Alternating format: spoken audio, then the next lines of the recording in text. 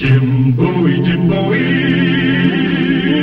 he was a bold adventuring man. Jim Bowie, battled for right with a powerful hand. His blade was tempered and so was he. Indestructible steel was he. Jim Bowie, he was a fighter, a fearless and mighty adventuring man.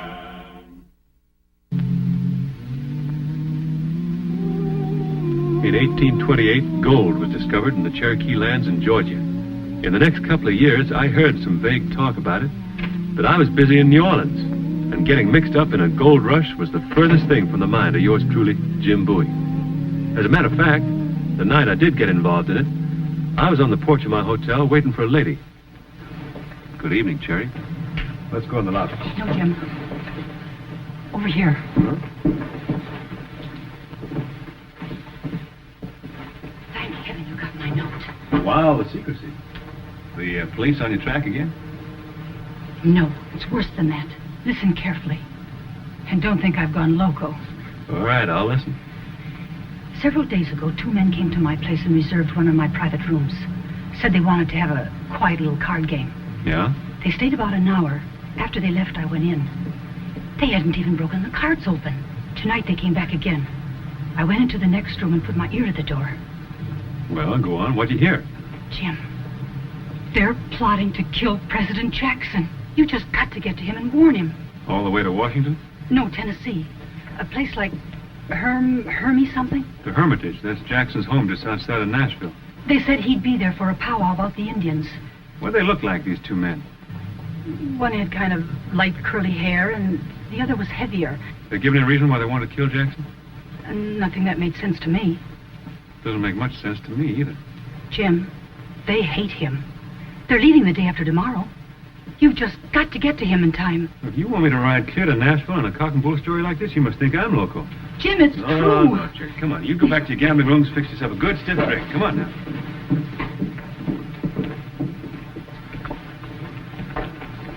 Jim. Go on, Cherry. Be a good girl. I got an appointment. Good night.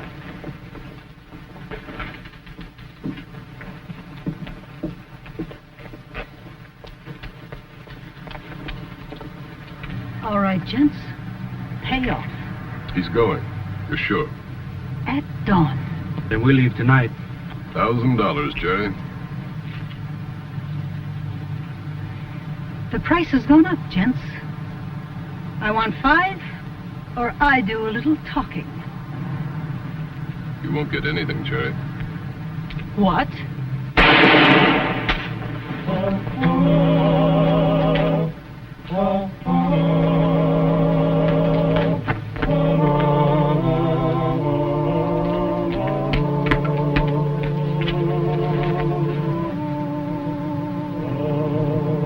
Cherry Blondell.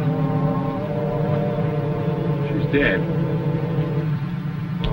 You go get the police. Looks like I'm on my way to Nashville.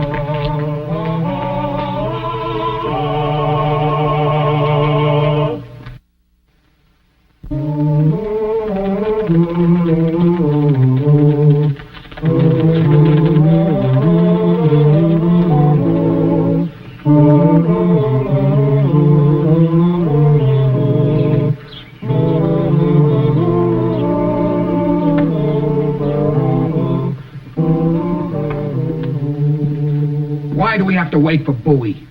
What if he doesn't stop here? Where else can he stop on this part of the Natchez Trace? He'll be on his guard. He won't believe me. It's the truth, isn't it?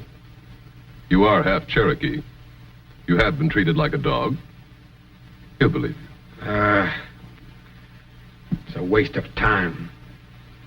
I want to kill that Indian hater in the White House in a hurry. You couldn't get past the gate. But with Bowie to pave the way, you'll walk right in. Straight up to your great white father.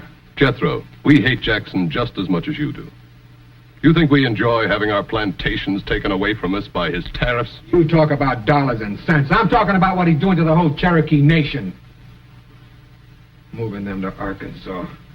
Things would be different with Calhoun in the White House. The rider's coming. It's Bowie. We're downstairs.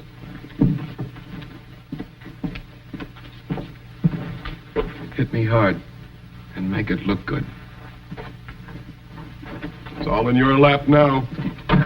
Remember, Bowie is the only one can open the door of the Hermitage to you. And when you get inside that door...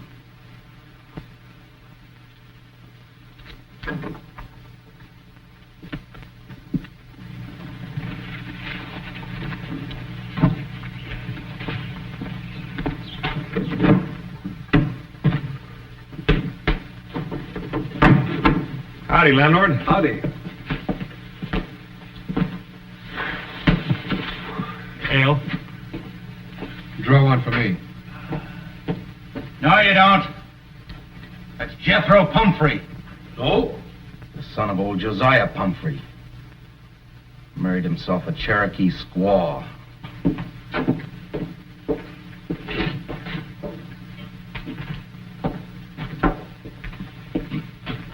Ain't no Indians gonna drink in the same place I do.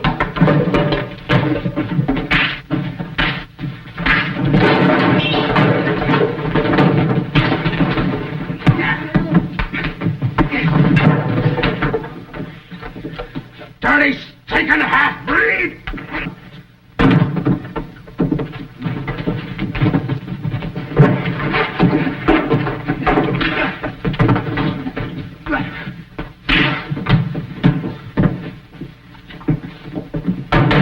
Hold it. Well, killing him's not going to do any good, is it? There'll be one less of his kind. And one less of yours. Now, come on, sit down and cool off. Come on. Sit down. Landlord, bring Mr. Pumphrey another ale. You better get him out of here. Yes, sir. My name's Jim Bowie. I'm from Opelousas. You want to shake hands with a dirty half-breed? I got nothing against a clean one.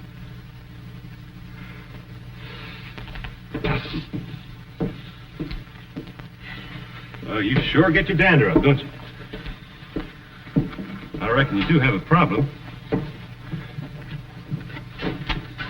Killing isn't going to solve anything, is it? What will? I don't know. Time? Patience, maybe? Will patience get me back my uniform? Uniform? I was a midshipman at sea in the United States Navy. Till a drunken boatswain in Havana made me exactly 29 minutes late returning from shore leave. You were dismissed from the Navy for that? Must have been some other reason, wasn't there? There was. My captain hated Indians. He called it mutiny. I was logged, court-martialed, dismissed. How did you get in the Navy in the first place? Oh, I made honors at college. The mission school for Indians at Cornwall, Connecticut. Then Princeton. I was the shining example of the progress of the Indian. I was going to help my whole tribe. Now when they need me, I can't even face my own mother. Didn't you appeal the decision? Oh, I even wrote to President Jackson 4 times. He never answered. That's not like Andy Jackson. Not like him at all. Well, how do you know? Well, I know him. As a matter of fact, I'm on my way to see him right now. You are? Uh-huh. I mean, so am I. I mean, I'm going to try to see him if I can get in. Well, maybe I can get you in. Do you know him that well? Well, I'm going there to do him a favor. Maybe I can persuade him to do me one. Yes? I've heard a rumor that there's a plan afoot to assassinate him. I'm on my way to warn him right now. Assassinate him? Who? I don't know who or why. Would you be ready to leave right now? Anytime you say. Come on, then. Let's go.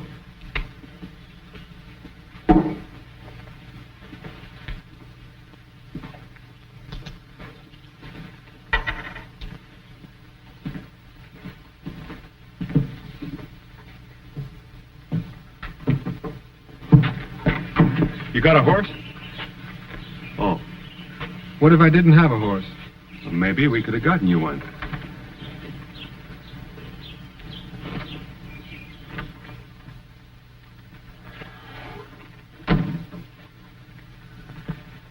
They're leaving. We saw them. Here's your money, Slater. And a little extra. Help you forget all about it. Oh, I'm very forgetful. Matter of fact, I I forgot to tell you, gentlemen, I was down in Georgia myself last month. A place called Dahlonega. You know, where them Cherokees struck gold. Gold? Yeah. And it sure got my hackles up seeing them red savages take all that money out of the ground. You gentlemen from Georgia ought to do something about that and run them Indians out and get them mines for yourself. Congress has already passed a law about it, the Indian Removal Bill. Yeah, but they got a treaty, and they're plenty smart, them Cherokees. I hear they're hiring big lawyers who may drag it out for years. It is possible. And all that time, all that gold going out. Seems to me there ought to be a faster way. For instance? Well, say a Cherokee was to assassinate the president. If that happened, them Indians would get moved out real fast. That is, what's left of them. Just, how does this concern us and you? Well, I got no use for Andy Jackson, and I kind of like you gentlemen. And I dearly love gold mines. And I was kind of hoping that you'd take me to Nashville with you. You are going to Nashville, ain't you? Yes, we're going to Nashville. We're leaving now. You're not Slater!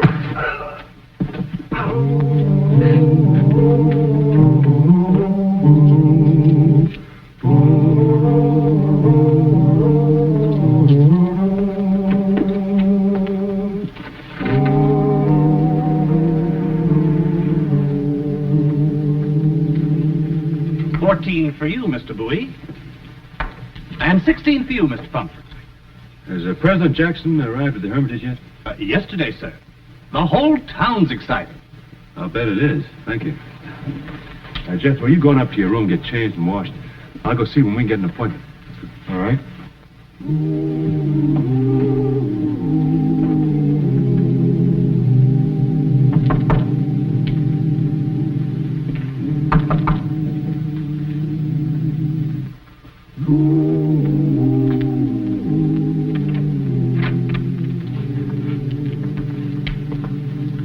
How's it going, Jethro? How do you think it's going?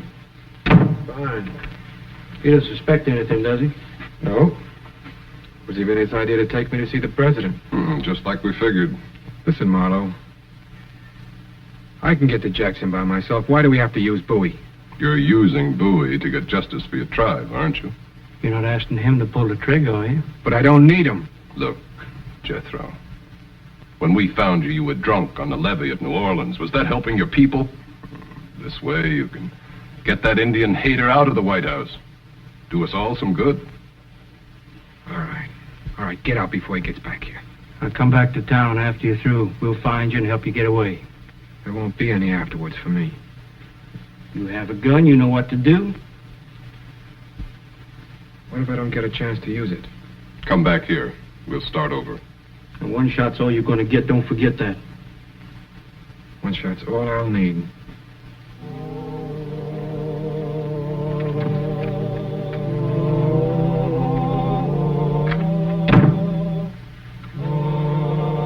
One shot's all I'll need.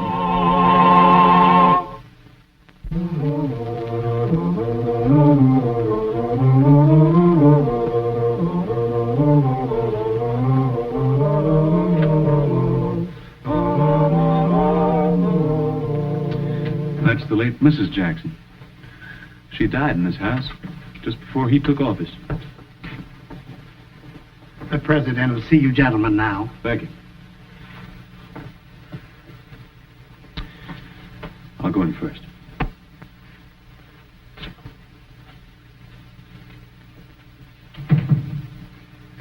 Jim Bowie, I'm glad to see you again. Oh, thank you very much, Mr. President, sir. I'm afraid I've come with some very alarming news. You too? It'll have to wait. This is more important. Well, now, look at this. Did you ever see a handsomer litter? No, I didn't, sir. They're fine. They're real fine. Why, they're beautiful pups. Mr. President, sir, what I've come to Nashville is to tell you that... Now, don't be in such an all-fired rush. You've got to help me name these rascals. Well, sir, You know what I like about animals. They're the only friends I have who never pester me with their advice. Well, this isn't advice, Mr. President, sir. This is a warning. I've heard there's a plan afoot to assassinate you. Only one? I'm serious, sir. A woman was shot to death in New Orleans just for trying to tell me this. I'm sorry to hear that. Thank you, sir. It was Monday night. There's a woman I know in New Orleans who runs a gambling house there. She came to my hotel. They've been laughing. They mostly do.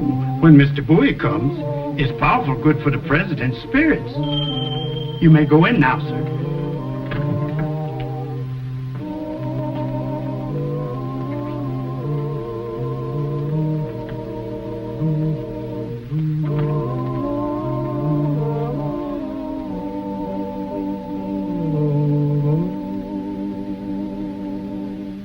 This one looks kind of ornery. Who are we going to name him after? Well, how about Sam Houston? Hello, young man. Sorry to keep you waiting. I had some important decisions to make about my family here. Told Mr. President your story, Jethro. You left out one thing, Jim. This young man had to be twice as good as any other midshipman in the Navy, just because he is half Indian. That's right, sir. And he had to work twice as hard to get there, too. You've had a tough row to hoe, son. Yes, sir, I did. Confound it, you can't call a man a mutineer for overstaying shore leave by 29 minutes. Trumped up charges. That captain ought to be skinned alive. I thought you'd get fired up, sir. Fired up? Jethro, if one of my 97 assistants mislaid your letters on purpose, I'll have his scalp.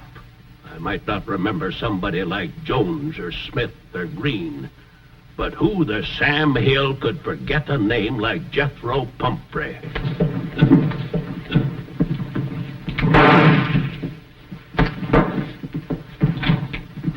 I couldn't do it. I couldn't do it. Dirty polecat. You kill the president, would you? I wanted to, but I couldn't do it. You were part of the plot. The whole fight back there on the trace was a raise, wasn't it? Jim. You used me. You duped me to bring you here just so you could shoot the president. Let him go. Sir, if I'd have been responsible for your death. But I'm not dead. And what I want to know is why. Was it because I didn't answer your letters? Letters I never got? Well? Jim, let him alone. It wasn't I who kicked you out of the Navy, Jethro. No, but you're kicking my people out of Georgia. The whole Cherokee nation. You're an Indian hater, Mr. Jackson. That's why I wanted to kill you. What made you change your mind, boy? Why didn't you shoot me? Saw you playing with those bird dog pups. He wanted to buy me a horse. Things just weren't the way I thought they would be. I just couldn't. This Indian hater business. Because I sponsored the Indian removal bill, was that it? Yes. You broke your promise, Mr. Jackson. The Cherokees had a treaty with the federal government. You helped make it. Now you want to break it. I have to break it, Jethro. Why, sir? The Cherokees made one mistake, Jim, but it was a dandy. They struck gold. Gold? The Cherokee struck gold? How long since you been home? 3 years. Where are the mines? At Dahlonega? It's $1 million strike. The Cherokees have to go, boy, like all the eastern tribes. Go or be wiped out. So that's what they were after. Oh, I've been such a fool, Mr. Jackson. That's what who was after? Those planters in New Orleans. Who are they? Marlowe and Frost. From Georgia. Where are they now? Here in Nashville. I don't know. You must know where they are. Come on, if you don't tell us... Wait, Jim, I believe him. If they're smart enough to hatch out a plot like this, they'll stay out of sight. Maybe we can smoke them out. In the meantime, what's to be done with him? Send to town for the sheriff, sir. Yes, I suppose so.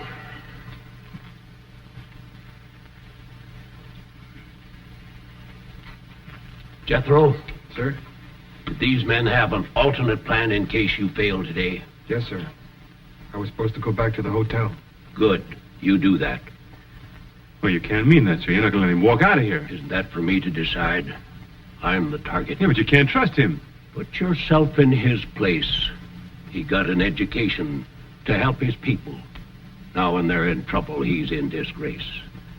This is his chance to redeem himself. Go back to town, Jethro, and if they come to you, report to Jim Bowie at his hotel.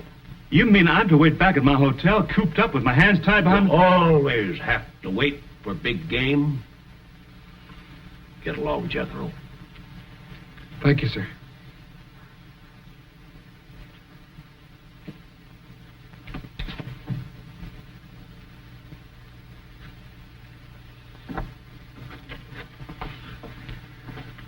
I'm telling you, sir, we'll never get sight nor smell of him again.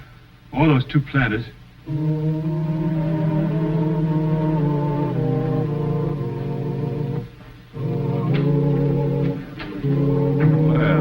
this is a surprise.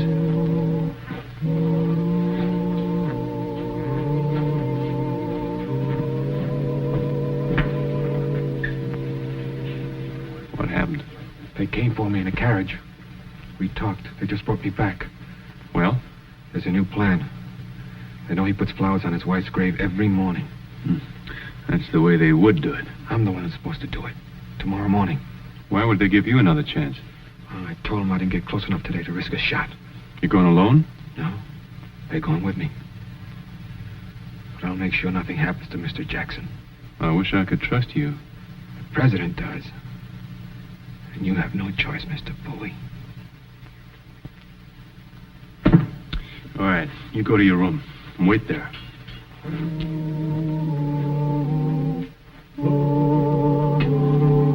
I have a little errand to run.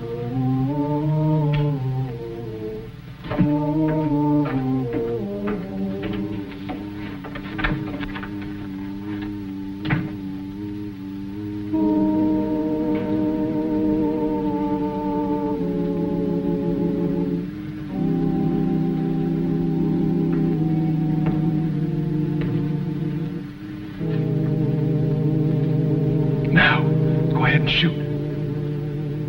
She's not close enough. Shoot her, I will.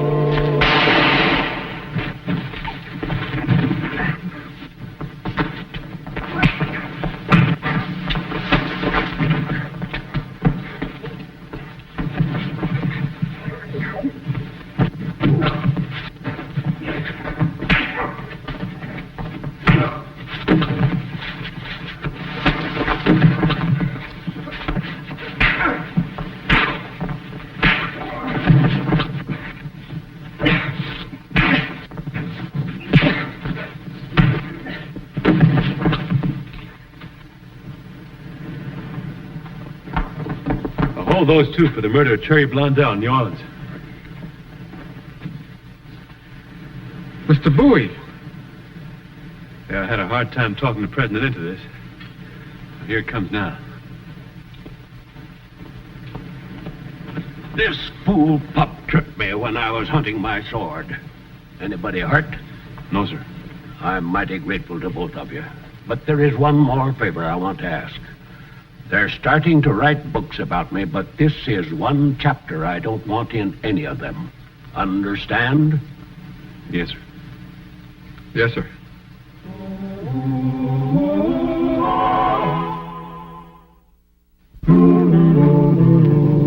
You'll be pleased to hear, Midshipman Pumphrey, that your former captain has been suitably rewarded for his prejudice and injustice.